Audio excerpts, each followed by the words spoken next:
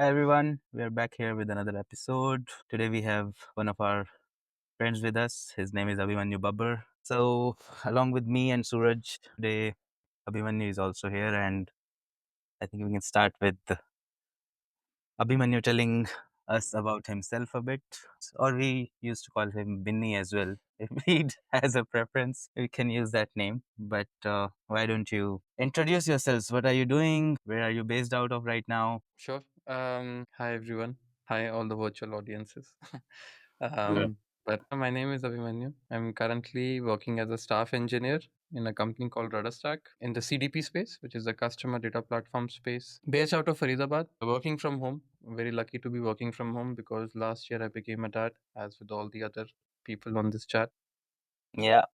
All of them becoming dads this year. So yeah, it's been a blessing to work from home and based out of Faridabad. And yeah, mostly like yeah, I mean, I'm very excited about the tech space because of eh, the, the introduction of the generative AI and how that can actually speed up your development process and everything. So pretty excited about that. Yeah, and yeah, just taking one day at a time. That's it. Like yeah. And how long have you been working here now? Been working in just completed 3 year anniversary at Rudderstack, and yeah, I think it's an exciting space. Just the scale at which we handle the data is really awesome, and I think this is the first time I've been exposed to such a large scale of data, and all the complexities that come along with it. So that's why I think I've stuck around a lot longer. And yeah, I think multiple challenges come in, and it's really good to work as an engineer in a company like this because you get to learn a lot. I think yeah, that has been a blessing as well. So yeah, just working here for Mm. 3 years. And for someone who is not well versed with the technology, how would you explain your work? What does it look like? So usually, I mean, the work is purely tech. So it's more like you're building solutions for organizations. We can talk a bit more about what the CDP space is. It's like a customer data platform. So you have massive amounts of data being generated by us and people just regularly interacting with websites. This is basically the user interaction data that you get. And then there are companies that really want to run models on it to understand what is the customer behavior and pattern on this. So there is a problem that there is sources where they generate this data, and then there are destinations where you want to store the data. So to bring the data from the source to the destination along with augmentation and everything in the fastest time possible, this is kind of a complex space, and that's what I think the company Rudderstack works with along with all the other things. Yeah, there's some more technical stuff there, but yeah, primarily we try to make sure that your data resides within your downstream systems, and we can provide you as quickly as possible so you don't have to wait for it, and then you can run all these machine learning models or analysis, make some user profiles, understand the user behavior, and optimize your systems for that so you can make more sales, interact with customers that are not recurring on your platform again, not coming in, although they might have signed out, no longer a paying customer, why they are doing that. So you can do a lot of these things. It all starts with making sure that your data is in a very good shape. So that's what I think where we come in. um And is it yeah, I think. like you work, you act as a central place where you receive data from multiple organizations or their platforms, and then you can pass it to other organizations who need it, or you take other companies as clients and you work with them individually? I mean, the companies just take a plan with us, and it's their platform. Their websites generate the data, and their downstream destinations store the data.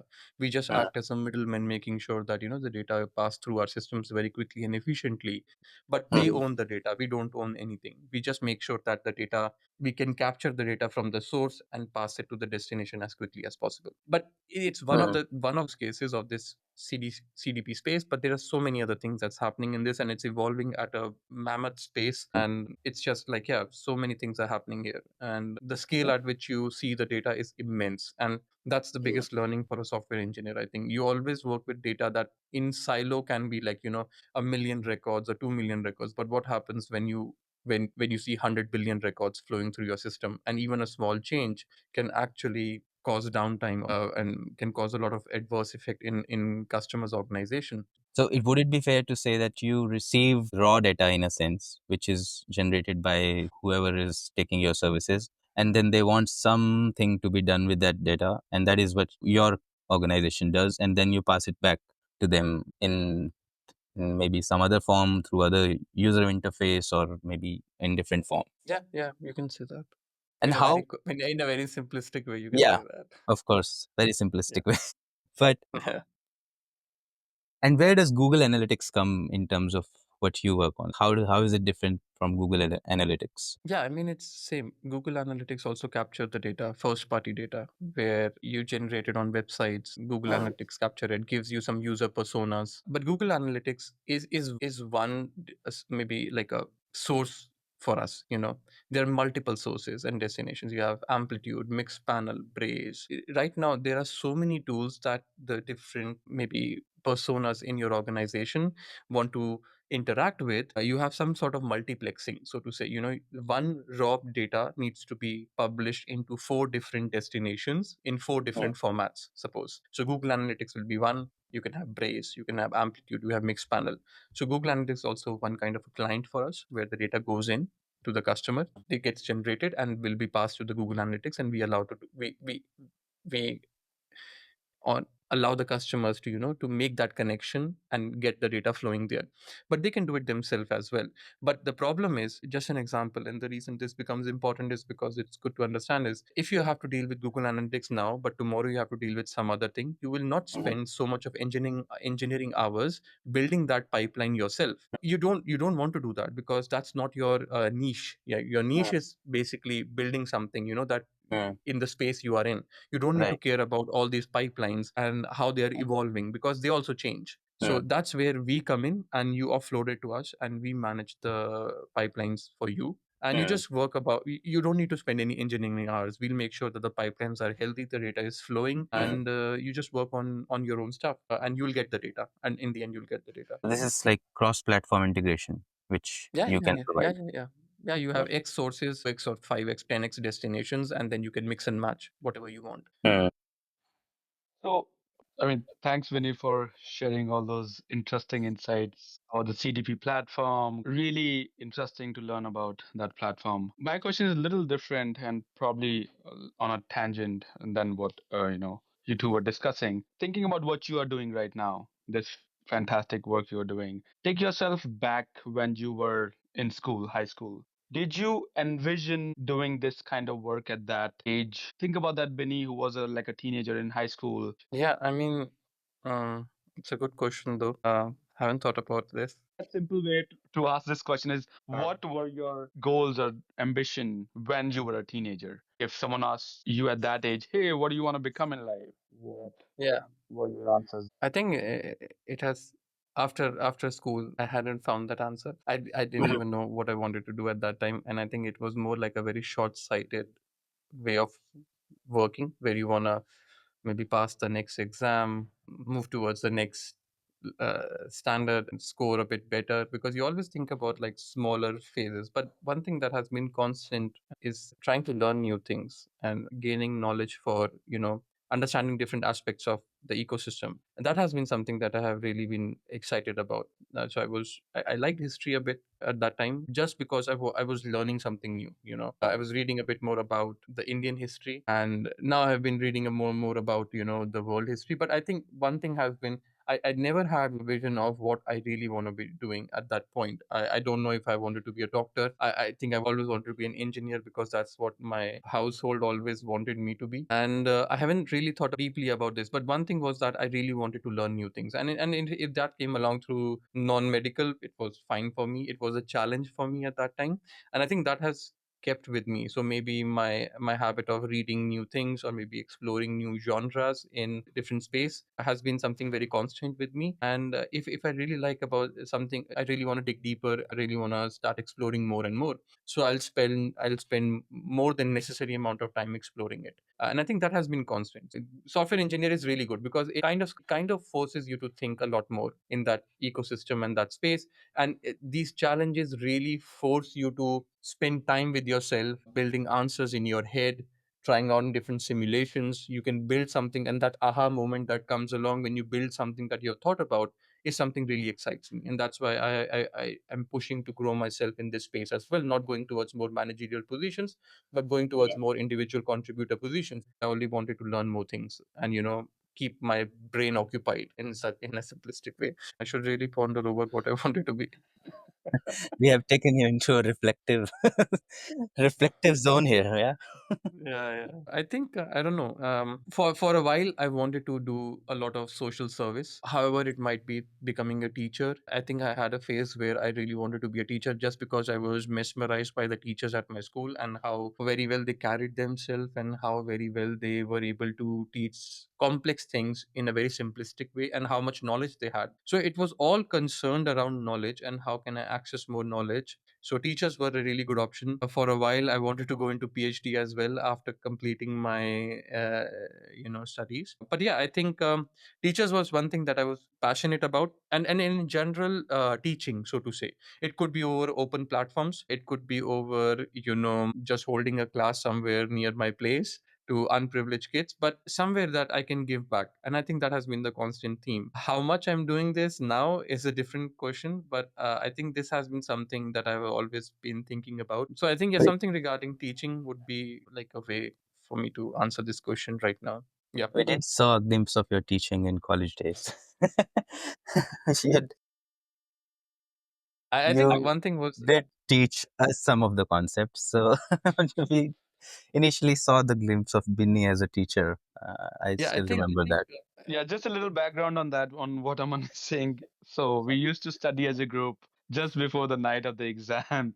Whenever we used to have that session with Benny, we always used to walk out a more confident person to be able to handle that concept in an exam. So Benny has always been one of the bright students in college, and I'm assuming in school too. And it looks like a lot of us are shaped by the exposure that we had, our ambition, our goals are shaped by the expectations that our adults, parents, or teachers have from us.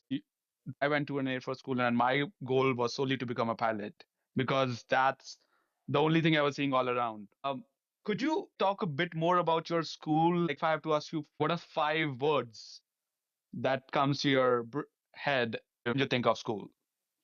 And probably you could talk about why if you want to.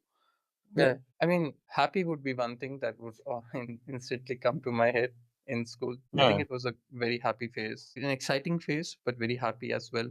So I think that was one of the things, along with what do you call some anxiety, I would say, because I think I've always been taking things a bit more seriously than they need to be. So with school, I mean, you take education a lot more seriously. I mean, most of the things you will never learn, not even talk about in future. Now you know that, but at that time that was your Mecca and Medina. You wanted to learn so much. So I think a bit more trepidation in that sense. So friendships are one thing that comes to my mind, like in the schools. That one thing that I feel was really powerful there, and just general availability of knowledge. Like now you miss that collection of so many people under the same roof thinking differently. It's purely like an educational institution that can provide you with that. So I think maybe a bit more that excitement about so many people, some things to learn from. Other than that, yeah, maybe I don't So know how many I've happy, said. anxious, friends. Yeah, Hmm. and knowledge. Interesting. And knowledge. What kind of a school And was it? mine was a school. Before, and I think I can attest to that. Our principal was one of the best humans I've ever seen in my life, and till date, Hmm. a lot. Like I have never seen a principal like that, or a general human being like that. She was very poised, very very good with words, very reserved with words as well. Whenever she said, it meant something. So I think the role models that were that time stuck with you, at least for me, at least, like Hmm. she is one of the role models that has stuck with me for a longest while, and you try to emulate them. You fell short a lot many times, but yeah, I think a lot many teachers that really shaped your thought process as well, because sometimes even when the teachers used to show disappointment that Hmm. you not did a good job, you were more disappointed in yourself after that. I don't know why. I was more disappointed in myself that I let my teachers down, and it Hmm. might be because of my nature as well. But nonetheless, I think that's something that I remember now more. And as I've been digging deeper in my head, these things are coming back. Yeah, I think there are the cases, but yeah, and a little bit more anxiousness over the board exams. Those were Yeah. very stressful times. 10th and That's 12th boards. Yeah. I still remember the car ride that my I was going to the exam center with my dad, and I still remember that the song in the car that was playing, how I was feeling, and it still gives me goosebumps. Yeah, yeah. The board exams are not something uncommon for people in India. I don't think there would be any child who has not faced that anxiety Yeah. which comes with the first board exams. Like something life changing is going to happen if this exactly, board exam does not go right. So, yeah, exactly. The worst thing is no one asks about those grades 5 years after, maybe like 2 years after they you're done do. with them. They do in India. I mean, like, yeah, they do, but if you go to a good college, no one cares about those grades, No, they either Yeah, in still but 10th or do. 12th. I would yeah, disagree but because you are right now working outside India. But if you are working in India, for example, if you go into a good, if you want to do a degree in any of the fields, your marks in the 10th board exams do matter. For example, if you want to do, let's say, an MBA degree, you can't even get admission to one of the top colleges if you don't have a certain level of marks in grade 10 exams. That's the Indian standards. Yes, I think I am Shillong and all those. Yeah. But if you wanna go like to No, even Harvard, they I am don't A, care B, about. C. They Yeah, also do care about it, but here it's okay. because here also it's slightly different. But if you want to take admission in the undergrad here, then you have to have a strong academic record. It's not just based on a single test. That is different. That is the SATs are here, which is kind of like the entrance exam, but still the academic performance is given a lot of importance. In long term, maybe if you move to a different country or you do your masters from outside, like all of us, then I think it might not really have an impact. But you don't know at that time, right?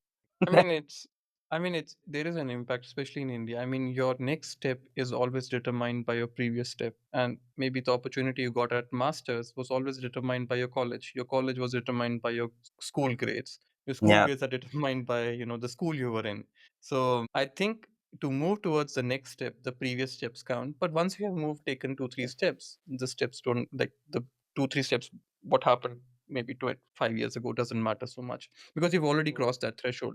But yeah, I've been thinking a lot more about this, and yeah, I don't know if things would have been different if I wouldn't have been scoring so high, or maybe where would I be. I don't really know because it's such a crowded space that how do you differentiate yourself without evaluating everyone on a different spectrum?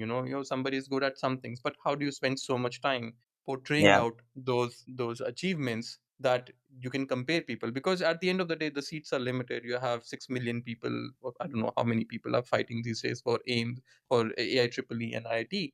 But you have so many people fighting for the same space. How do you say you're better than the other without having like a common way of judging them? And I think that's what we have been doing for so long, which I don't think so it's the right way, but I don't know what else we can do. But yeah, we can talk more about that maybe. But yeah, I think you might have opinion what's not the right way of assessing kids. What are some of the other things that were not right? Then I do remember some of the incidents that you used to share in college, like how like the PT sir would sort of cane students and do like a bunch of things. But anyways, wanted to hear your opinion and thoughts. Like, what are some of the not so good things in school? one thing I've been thinking a lot more these days is basically the subjects, the choice of the subjects that were in the school were not. I don't think so. Those were real life subjects. They didn't talk about health. They didn't talk about finance. yeah, Nothing that actually helps you to go ahead. I mean, I'm learning more about finance these days than I would have learned in all my education. They talked more about chemistry. They talked more about history. History, I do agree because I think I was excited about that. But I think just a general curriculum for everyone, I don't think so is the right way. They give you an option of maybe Hindi and Sanskrit. And I chose Sanskrit initially because I thought I could score more marks, or maybe I chose PT because I could, and not computers at that time because I thought that maybe I can get more marks in PT than computers. So I think that choice of subjects, better choice of subjects would have been better. And generally, I feel de-stressing the students is much needed these days in schools. I think that's not really good because we thrive on competition. And I think it's okay and everything, it's good. But when you stress so much of pressure and so much of emphasis on the outcome, a single outcome, I don't think so it's a healthy thing. There has to be some steps being taken to de-stress that environment. So I think I don't retrospective, at that point you feel like you are running a race like everyone else. You wanted to score very good marks, but the amount of pressure that you put on the outcome is so huge that any deviation from that is not a really healthy outcome for the kids as well. So maybe on that level I feel that was not really good. Yeah, I mean, I've talked about subjects but also real world skills. What are those? First of all, identifying them and then teaching them. I think there are a lot of international schools that are doing that now, but they're very expensive. And still, a lot of students are following the same process, because I get asked a lot many times, hey, what if I take this computer science branch? Would it be good for me? Would I be able to earn more money? And that's it. That's a Yeah. yardstick at the end of the day, because that's what we have been taught as well. And I don't think so it's kids' fault. They have been taught this, take fields that are more money.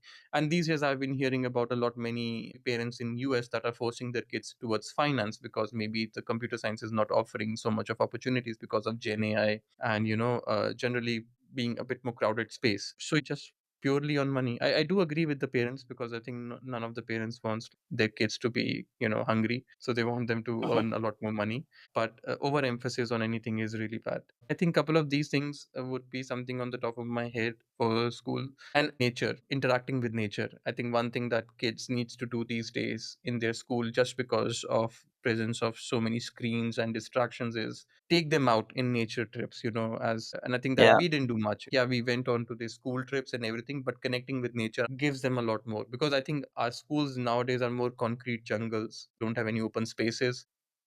Yeah. I mean, I think what you shared about the focus on marks being the only goal, because marks will get you the jobs, and then even my some of my young relatives would ask which one is the best field to take, and their reason for asking that is where the jobs are or where they can earn more money.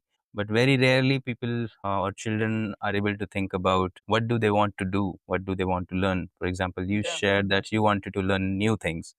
I I don't think many children even today think like that. And times have changed since we were in school, right? So Yeah. technology wise, so many things are here, and so many different careers are available now with the entire social media thing coming up.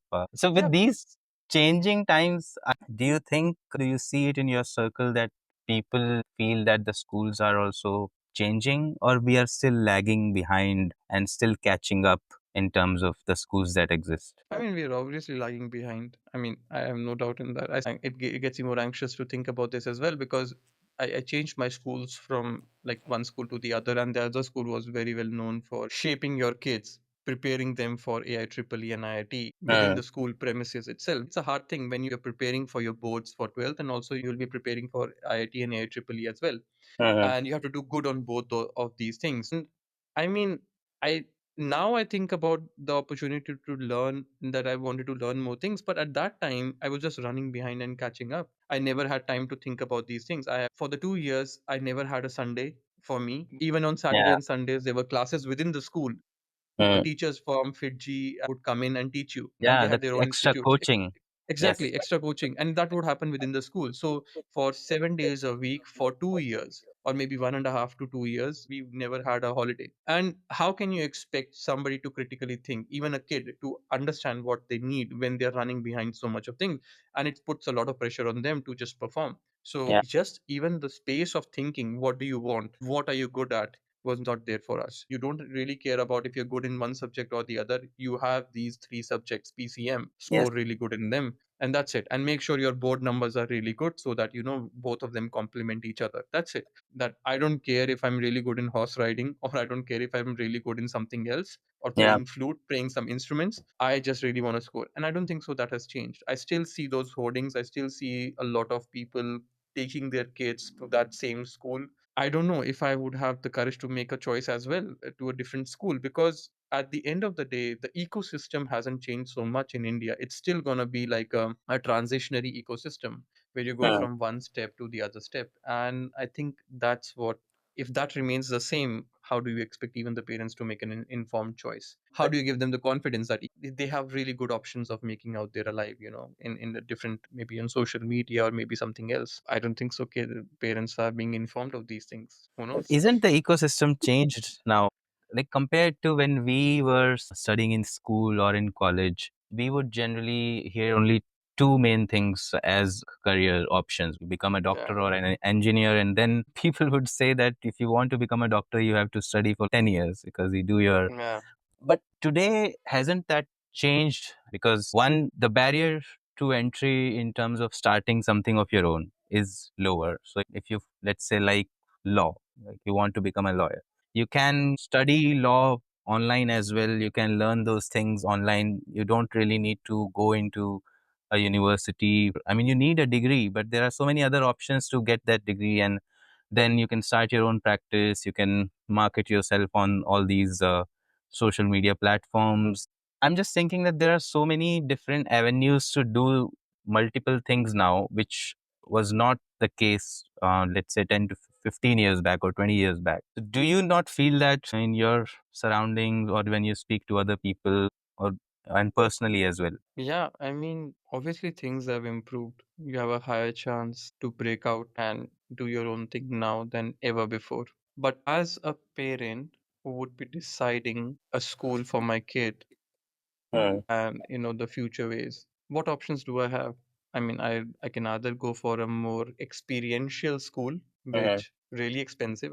Obviously, you have to be in a certain class to it to be able to afford that. Yeah. But if you talk about majority of the people like us, like what are the options for us? And secondly, it's like first, I mean, for so long things have been guaranteed for you. Go to medical, you will earn something at least better than the people out there. Go to do non-med, you'll get into these organizations like maybe mechanical, electrical, CSIT, whatever. You'll get good grades and everything. The creator economy that's booming up these days, obviously that's a really positive welcome because it gives the children that voice that I don't need to do this. But majority of the people are still believing that this is the way to go forward. You do a good education, you get into something that can give you a sustained income, and maybe then I would think of this: go do something, get yourself a sustained income, and then if you think you're really good at something, you're trying to explore more things, move towards that, and then make life out of that as well. And you can do that now. But from the start, I don't think so. It's still gonna be the same way of doing. For me, that's my thought process. Like it's gonna be the same way, and I don't think so. In my circle as well, I have seen so much of changes that I'm gonna homeschool my kid because I don't like schooling. It's always gonna be schooling because obviously the pros right now, because of the interaction with other kids, going out in the society, it's much more beneficial because as parents you have a very limited lifestyle because obviously you're working and you can't give so much of time, and even if you can, you have to have so much more to offer. I still feel, by talking to some of the other dads and my friends as well, that education is really important for them, for their kid. Like they really want to have good education. They might change into like, it's okay, I don't want him to be very high scorer, I don't care. But from a middle class person, like my family and maybe the people that I know as well, it's still gonna be like good education and also good intellectual. The kid has to do well in education as well, you know. Yeah. And that's something I've been trying to understand myself. Like, is it what I think as well, or what happens when my kid grows up and he's ready to go to school? What would my opinion be? Because you really want them to do good, but also you really want to have that safety net as well for them.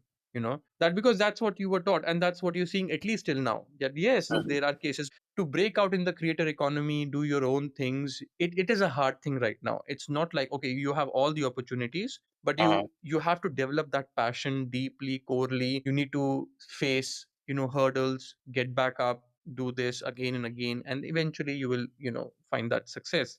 But yeah, you need to be good at something, so that it's hard to actually figure all that stuff out in your head and say, oh, I think I know what my kid will do well with, and I would go fall back onto the same thing, see how my kid is doing, and then maybe take an informed decision going forward. I The one thing I know is that I will not put so much of pressure on of education on her, my kid. That's for sure, because that I've really understood that that's I don't think so that's fair for the kid as well to put so much of pressure. More things will come along, but For the I don't know. marks. When you Yeah, say exactly. I won't put so much pressure on the marks, but I'll put more emphasis on good education. You Mhm. learn something, but you learn something really good. And I'll try to ponder over with her or my kid that, what do you want to do? Do you think this is good? And let her make a lot of mistakes. I don't think so. And that's one thing as well. I think we were scared to make mistakes because how yeah. much it can set us back. And for her, I think it's make mistakes. It's okay. But you learn from them. You place that emphasis on the kid that you learn from your mistakes. And that I think that's what my trick would be. Drastically changing the education ecosystem for the kid. I don't know. I would go for that. But I think I'll tune myself better. And That's what I can say. I think that brings an interesting point. Like what kind of a school do we want for our children, right? All three of us are fathers, but 2 years, 3 years, 4 years down the line, we will need to send them to some form of education. And I was just thinking, do you think that you have such a school where you would want to send your kid? And I think this is a question to all three of us, but do we think there are schools where we would be comfortable sending our children down the line? What I think about it is, if I was in Haryana state, I would have to do really hard to find a school which I feel would really do justice, where there's not a lot of pressure on marks. They can explore what they want to learn. So, but maybe I'm wrong because I have not really explored the schools which exist there. But what do you guys think? So I just wanted to comment on something that, are discussing about. So on one side, we are saying we don't want to give our students a stressful environment at school or at home, and we don't want to put pressure on them to perform or excel in studies or wherever. And this school that I think Benny was hinting at, which sort of provides, like 21st century skills, provides that real life experiences at school is IB schools in India, and they're pretty expensive. But from what I know, the kind of schooling that you want for your kid and that IB school is providing, they're very stressful for the students because it's not a traditional learning. They come up with their own research questions, refine them, and then explore it further. And sometimes there's flipped classrooms where they have to watch a lot of videos or do a lot of homework and then go to the classroom prepared, answer questions and then work on their research questions. So it becomes very intensive and very stressful for the kid. But on the other hand, we don't want our kids to feel stressed, but want our kids to learn those kind of things, get real life experiences, solve real world problems, have entrepreneurial mindsets because of the creators economy that we just mentioned. So if we want our kids to learn so many things, I won't say like we have to make it stressful, but we have to expose them to different things. But like I don't know if I have a question here, but I just wanted to share those thoughts here that, on one hand it's sort of de-stressing our kids, but on the other hand we want our kids to learn those things that are eventually stressful or could become stressful because there's too many things going on. I would differentiate between those two. I think stress is the key word here, right? What I am thinking is that stress, so one is stress, one is effort. We want our children to put in effort into something, but Hmm. the stress comes in when it is something which they are not able to understand why they are learning it. They are not interested in learning it. It's very memorization based, as we call it, in a very traditional sense. But we want them to put in effort so that they can develop those skill sets and they can develop their mindset. So I think we want to actually make the stress not even minimize, like make the stress as zero, but the effort needs to be there. And I think if the school can cultivate their interests and if the children understand why they are doing something, then it wouldn't be stressful. That's what I think. I think I agree with those points that school should cultivate that culture that there should not be any stress. But I think that a part or majority of the stress comes not from making effort. A part of it comes from seeing other kids achieving something, putting the same amount or even less amount of efforts and then getting something easily done or being able to find answers to their questions and let some kids won't. And then there's a pressure to get answers to even your own question that you came up with because of your own interest, because there's a requirement to graduate from that class and move on to the next class. So But it will depend seeing on how you are incentivizing it. So that's where how you what are Like assessing or that's where the intensive. assessment piece that we were discussing earlier, like there's so much focus on getting marks in a particular exam. So if the school is assessing children in a way where one child doing something and the another child taking more time to do the same thing feels bad to that child, then yes, this will create stress. But I think the answer lies in creating an assessment system which values effort more than reaching a certain point. Also, I think, for example, there are different approaches that different schools take. Instead of doing these performance based tasks, you have a portfolio based assessment way of doing things where each child has a portfolio. Mm. Another way could be that you have benchmark based testing. So you are not comparing children amongst themselves. You just have these benchmarks that once you reach this benchmark, you are considered as, let's say, proficient. If you reach this benchmark, you are considered as reaching proficiency. So there's no inter competition. So that's how I think about it. That how do you assess children, and what are you incentivizing in school? I think my comment sort of sidetracked the main discussion. Coming back to your original question, Aman, that like what a good schooling or good education should look like. Kind of that was. We can always sidetrack. That's why it's a podcast. So no harm in going sideways. And I think Binny also wanted to say something on this. We went. Yeah. I mean, yeah, I think it's both things. Firstly, it's the parents' mindset that needs to be improved. Mhm. That, marks, what what the kids get on a scorecard is not the only indicator of the future success of a kid. Understanding that and cultivating that mindset with your own kid. And secondly, obviously, the primary responsibility is on the educator's responsibility as well, where they also understand and share that mindset with you. Because I mean, yeah, the kid's gonna spend so much of time in school along with other peers and everything, and after a while, the mindset of the kid is gonna be shaped by her interactions with those students and peers more than you with your interaction, because that's how the natural progression grows, right? You develop your kid, and then the kid goes out in the world, and and then they learn more from their surroundings, and then shape their own mentality. So you need to make sure that the right emphasis is given in the school, and obviously never be scared about that it's okay that some things can go wrong and right, obviously, but nothing is perfect. But let just make sure that you know exactly what learning is all about, and you make sure that you can pass on to that to your kid, mold them in such a way that the emphasis is more on the learning than the outcome. The journey is more important rather than the Yeah. outcome. It's okay.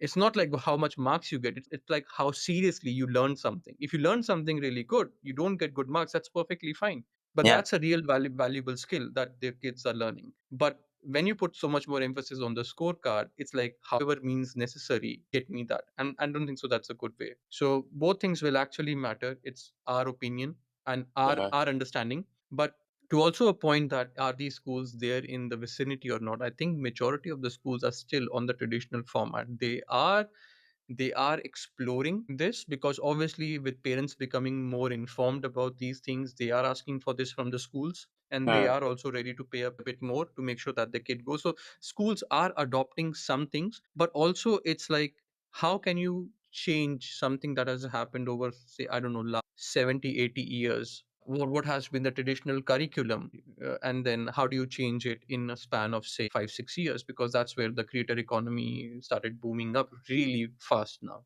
And it will take time, obviously. So I've seen institutes or schools evolving in their curriculum and bringing in small bits and changes, but it will take some time. And obviously IB schools are way ahead of that, Yeah.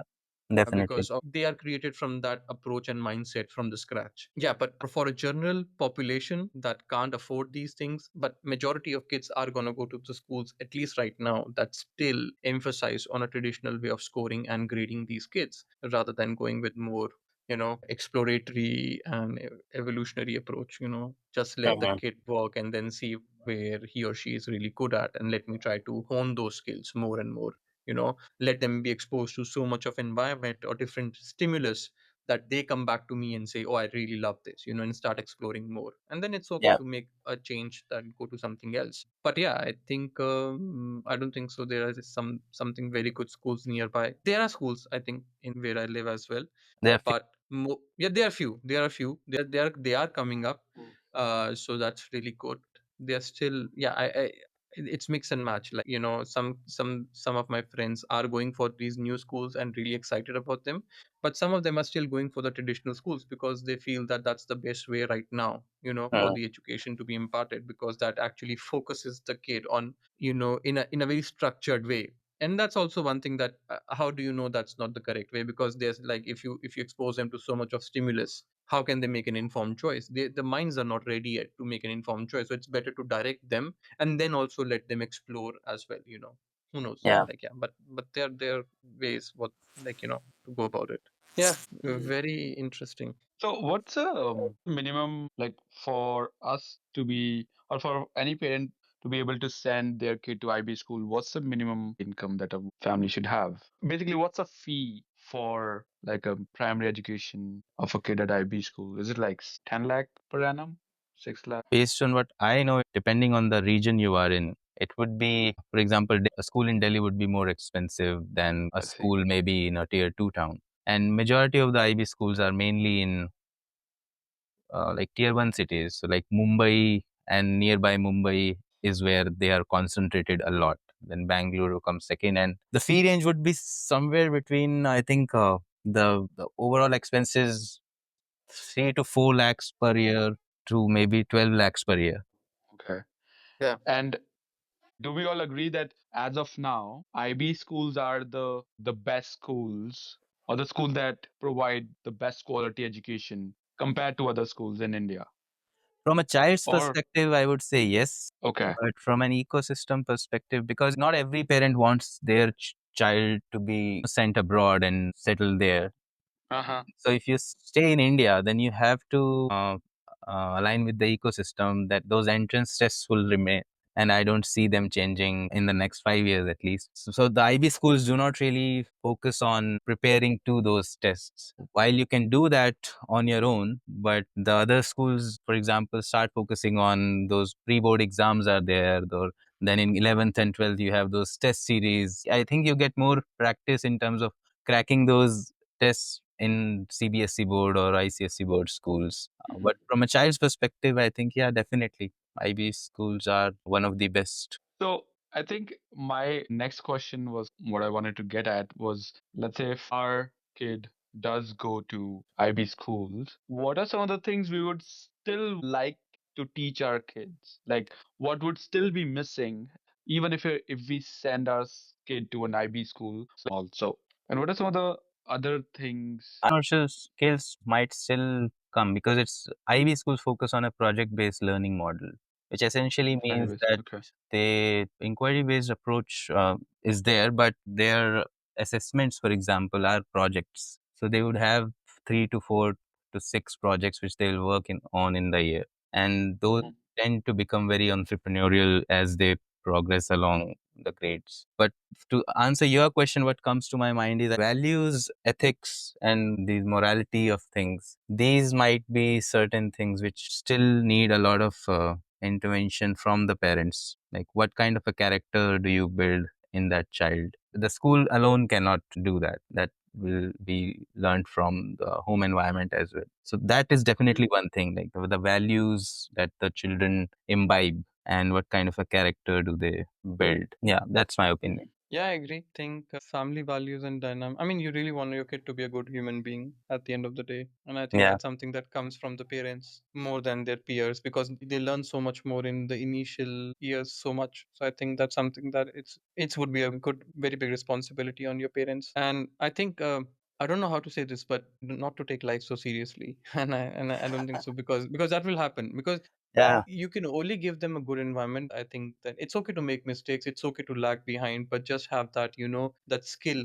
What thing would set you apart eventually in life? Because everything is eventually in your life. Obviously, in the short term, your kid is not scoring well, but eventually they'll get better, or they will find something that they're really good at. So these things, you need to make sure that it comes through you, that your kid understands that my parents are supportive of this, and in situations when they are tensed or when they are going through certain issues, you make them realize this. So I think all these things will come along. So yeah, I mean, being a good human, absolutely, I think it's parents responsibility, taking things slightly and just thinking about the long term. That can be hard. I also feel that this brings a good point. Like when you say, what do you want your kids to learn? But I think most of these things kids will learn implicitly. When the parents behave like this, the kids also learn the same way. I mean, if you don't behave nicely with other people, they won't learn the same thing. If you don't respect your environment or, animals, whatever, how would they learn it? So I think if you are a good human and if you imbibe those values, automatically kids will start learning them. So yeah, these things will come. Like, yeah. Yeah, a little sort of pushback on that. I mean, it's not as simple and straightforward as just showcase all those values in your general behavior and the kids will automatically learn it.